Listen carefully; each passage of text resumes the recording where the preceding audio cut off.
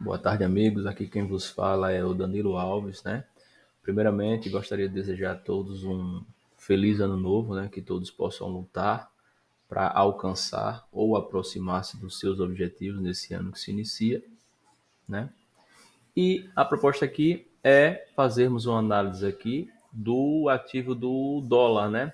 O dólar aqui visto, né, num gráfico semanal, em que iremos fazer um panorama, iremos olhar a questão macro, né, do ativo, para depois sim chegar ao time frame que operamos, que é o day trade, né? Então aqui, primeiramente, pessoal, vamos fazer aqui a mensuração. É uma ferramenta que eu uso bastante, a questão do volume profile, e depois eu vou explicar. Eu vou trabalhar desse fundo aqui, que é de 30 de dezembro de 2019.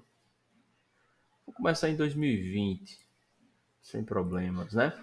Então, pessoal, ó, o volume profile é interessante para aqueles que ainda não utilizam e têm curiosidade de aprender e de utilizar essa ferramenta. Eu aconselho a ler os livros do Steve Meyer, do John Dalton, do Dale. Dale também tem uns vídeos na internet. Ver também a questão das leis, né, e até mesmo do material propriamente dito do Wyckoff, né, que pode ser trazido, né, pode ser inserido aqui nessa análise de contexto. Por quê? Porque uma das leis do Wyckoff, né, a questão da lei da oferta e demanda, justamente vai se encaixar aqui quando nós viermos a observar e a olhar as regiões onde há o quê? Picos de volume, tá vendo? Essas regiões que há pico e volume, ou seja, aqui são regiões em que em determinado momento houve uma grande troca, né, de negociações entre oferta e demanda, ou seja, são as regiões onde há uma boa liquidez, onde o preço, ao perdê-la, né, num futuro próximo, ele tende a voltar, não é que vá, mas tende a voltar. Por quê? Porque essas regiões funcionam como um imã, né, como uma região de ancoragem, uma região, diria que, de preço justo, a depender, claro, do segmento e do time frame que você esteja olhando, né? Aqui, como estamos olhando o time frame semanal, se formos observar, né, notamos o quê? Notamos que essa região aqui, já notamos o quê? Um decréscimo no volume. Se formos fazer uma análise de price action, analisar o candle em si, notamos o quê? Notamos pavio. Pavio nada mais é do que o quê? Rejeição de preço ou defesa por parte da ponta contrária, né? Se formos olhar então, já vou deixar aqui preparadinho esse retângulo aqui, que identificamos o quê? Uma zona de rejeição, uma zona em que poderíamos dizer que há uma sobrecompra, né? Uma sobrecompra, ou seja, o preço está caro, o preço todas as vezes que chega a essa região, há um decréscimo no volume. Por quê? Porque não há interesse em negociar aí. Outro ponto a se frisar é a POC, essa linha vermelha. Que o que é a POC? A POC é o Point of Control, ou seja, o ponto de controle desse segmento aqui, ó. Daqui, todo esse segmento aqui que a gente tá analisando, a POC, a região onde houve o maior número de interesse foi aqui na região do 5274, né? Essa é a região onde foi trocado a maior quantidade de lotes. E englobando essa região, podemos perceber o quê? Podemos perceber uma região em que há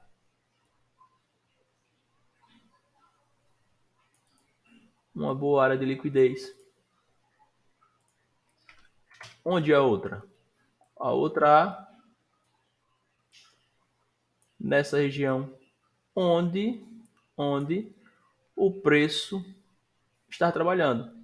E após essas regiões, se vocês notarem, está no gráfico semanal, mas se formos mensurar, dá quase aproximadamente 90 pontos, essas regiões são regiões de quê? Que chamo de vácuo de liquidez, ou seja, são regiões em que não há o interesse, né? Ou seja, são regiões em que comprador e vendedor não chegam a um consenso, não tem interesse em negociar nelas. Então o preço tende ao quê?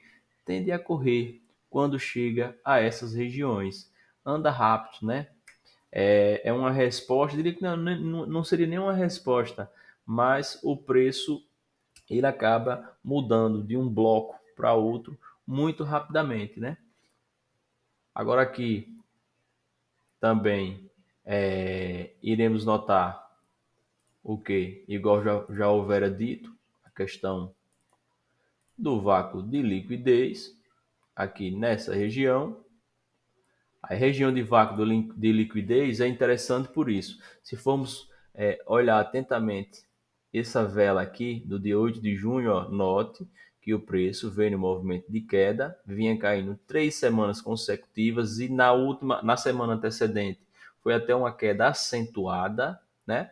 Mas note que o quê? Que o preço chegou a sair da região de volume, entrou na região de vácuo de liquidez e houve o quê? Houve uma absorção compradora. O preço veio, houve uma resposta, compradores alçaram o preço e jogaram novamente para a região de boa aceitação, para a região de briga, a zona de equilíbrio. Essas zonas de equilíbrio aqui, estamos olhando, claro, num gráfico macro, mas no gráfico micro, né, diminuindo o tamanho da janela, são regiões em que não são boas de operar, essas regiões aí. É bom ficar sempre atento, observando, ver qual o comportamento do mercado ao chegar até elas, né? Que aí você pode incrementar e adicionar também as outras leis do Wyckoff, né? A questão da causa e efeito, do esforço e resultado. Esforço e resultado no sentido, o preço está perdendo uma região de volume, né? Uma região de boa liquidez. Houve uma grande agressão de venda e o preço vem caindo, né? Quando o preço vai chegar em determinada região, quando ele perder essa região de liquidez, essa região de volume, e consequentemente, se ele entrou na região de vácuo de liquidez, tende ao quê? A correr. A correr até onde? A correr até a próxima região de boa liquidez, né? Porque nessa próxima região é onde vai haver a defesa de quem? Vai haver a defesa dos compradores. Isso estamos falando de um exemplo hipotético que o preço vem caindo, né? O que acontece? Há defesa nessas regiões para que o preço volte a ser trabalhado numa região de preço justo. Porque se formos observar em um mercado que tipo vem caindo, né? O mercado vem caindo e há a defesa por parte dos compradores para voltar para a região de preço justo, concordam comigo que o vendedor ele não está interessado em vender aqui, né? Aqui quem vai vender é o comprador, caso ele esteja a posição, porque aqui ele vai vender barato. Por isso que o mercado tem os repiques, né? O mercado ele trabalha em ondas, como o próprio Dow aborda, né? Uma teoria que eu não uso, mas não tenho nada contra, mas as ondas justamente são isso. O vendedor vende, o mercado respira e assim ele vai montando a sua posição, porque quanto mais baixo ele vende, mais ele piora o médio dele. Digamos que ele vendeu aqui, o médio dele está piorando, entendeu? Ele está fazendo o médio a favor que se fala, na verdade é piorando o preço médio, né? Agora, pessoal, não vamos entrar em detalhes sobre isso, mas agora iremos ver a questão do gráfico diário. Olhei o mensal e agora eu vou dar uma olhada no diário, né? Já está aqui as regiões de boa liquidez e tal. Só que é o seguinte, agora para mim o que importa é o seguinte, eu olhei a floresta, agora o que é que eu vou olhar? Como eu sou day trader, eu faço operações no intraday, né? Eu vou me atentar ao quê? Vou me atentar aonde o ativo está trabalhando. Está trabalhando o quê? Movimento de alta, movimento de baixa, lateralização. Está fazendo o quê? Está fazendo uma retração de um movimento. Então, A gente tem que identificar isso, além, claro, dos drivers que move, que são as notícias, são os indicadores econômicos, né? Mas aqui a gente vai se atentar apenas ao gráfico. Uma vez mapeado num gráfico macro, né? Um gráfico mais longo, semanal. Agora eu venho olhar o diário, né? No diário eu já noto que o quê? Que o preço, ele está trabalhando em quê? O preço está trabalhando na região de caixote. Está trabalhando no caixotezinho. Isso aqui que o preço está trabalhando. Está trabalhando no caixote. Desde o dia...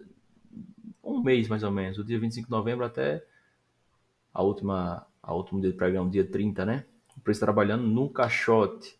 Ou seja, esse caixote é uma zona de boa aceitação de preço. Só que aí é o seguinte: como eu sei que aqui há um vazio desconhecido, há um vácuo de liquidez, há pouco interesse, ou seja, é uma zona de rejeição para o mercado continuar subindo, né? Continuar alçando novos patamares, né? Eu vou pensar, claro, se eu for preparar o dia, independente, não estou me atentando a notícias, né? E se eu acho que o preço está sobrecomprado, mas você acha sim, a gente opera as nossas expectativas, a gente não opera o mercado. A gente operamos as nossas expectativas e através disso reagimos ao mercado, né? Todos vêm com um viés. No pré-market, todos nós acabamos nos enviesando, né? Por vezes é ruim, por vezes é bom, mas faz parte. Então, aqui eu vou pegar, já sei aqui, já tenho o mapa. Agora vamos para o GPS. Vou pegar o volume profile e vou pegar desse fundo até o último dia da negociação, dia 30. Coincidentemente, pegando a análise segmentada aqui deste movimento aqui, né? A POC, né, o ponto de controle, ou seja, a zona de maior negociação, coincidentemente foi a mesma de todo esse segmento aqui, né? Ou seja, mais um reforço importante para eu me atentar o quê? Para eu me atentar uma possível correção do preço nessa região. Qual é a região? Essa região aqui corresponde ao quê? Corresponde à região do 525, 525, diria, né? Mais uma vez é para se atentar a isso, entendeu? Para ficar atento aos possíveis desdobramentos do preço referente a essa região. Por quê? Porque a região está trabalhando numa região ó, desse segmento, pico de volume, mercado abriu em alta e teve uma queda até então considerável, né? Lembrando que perdeu essa região aqui de pico de volume, o preço tende a correr mais ainda, porque se formos notar, notem a região do vácuo de liquidez aqui, né? Há um vácuo de liquidez. E como eu também estudei bastante e gosto da análise técnica das figuras, podemos olhar uma figura aqui? Podemos. Considere o volume. Ó, podemos, claro, por que não? Vamos projetar esse triângulozinho aí para baixo, o rompimento, ver no que dá. Vamos ver? Então, vê lá. Vem bem na região da POC. Ou seja, na região onde provavelmente, caso venha, operadores de time frames mais longos que venham proteger a posição, eles sabem que a melhor região para proteger a posição é essa região aqui, ó. Essa região. Toda essa região aqui. Toda. Por quê? Porque aqui, como foi uma região já bastante negociada, eles mesmos sabem que, caso venha a perder essa região, notem o conceito que já foi abordado aqui, que é a questão do vácuo de liquidez. Perdeu aqui, defesa onde? Defesa, defesa só lá no 4,90, entendeu? Falando, friso novamente. Análise feita e falada apenas observando o gráfico, né?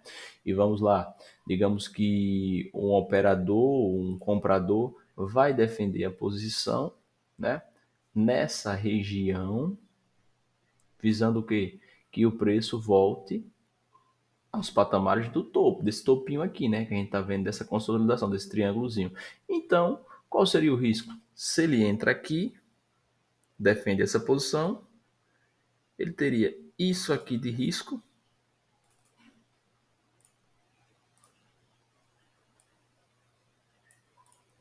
isso aqui de risco, isso de risco, né? Até estar posicionando, que eles não estopam totalmente, mas estopando parcial alguma parte da sua posição, teria isso de risco para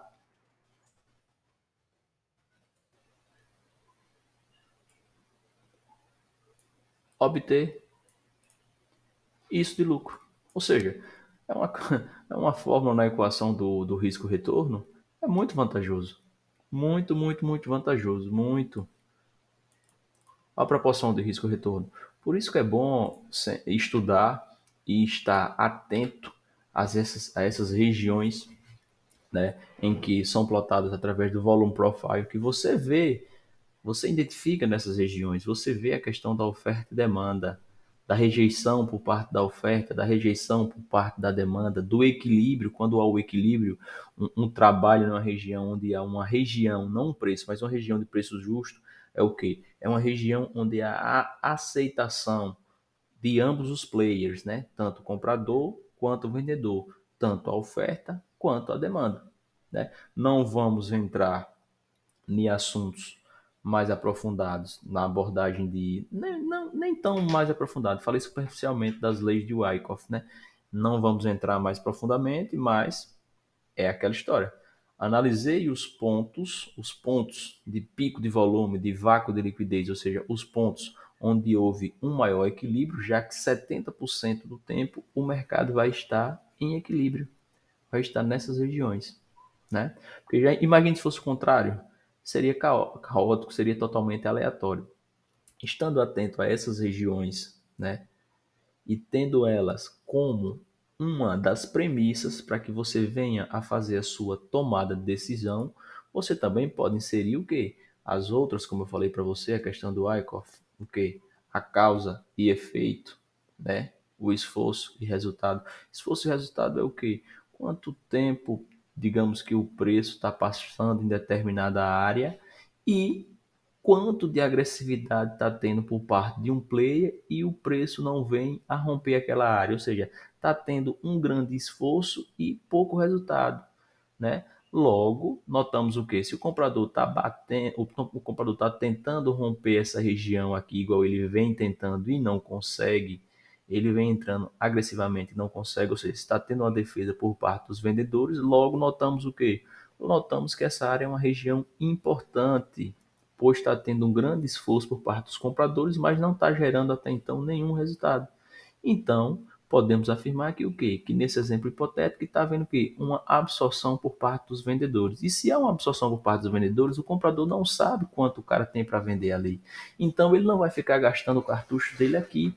Ele vai esperar para ver, para ver qual o intuito que o vendedor está tendo, para que posteriormente ele venha defender a sua posição em regiões mais importantes, em regiões onde haja uma maior liquidez e um melhor risco-retorno, já que para ele comprar mais embaixo é mais vantajoso e para o vendedor vender mais em cima é vantajoso. Pessoal, no mais, o vídeo é um vídeo simples, falando um pouco sobre o volume profile, abordando superficialmente a questão do Wyckoff. E se gostaram, peço a vocês que, para dar um engajamento aí, que dê um like, comentem, podem falar qualquer coisa, acrescentar algo que não foi dito aqui, né? Porque o importante é isso, é a troca de informações, é o feedback para que possamos estar evoluindo. No mais, abração a todos vocês e até breve.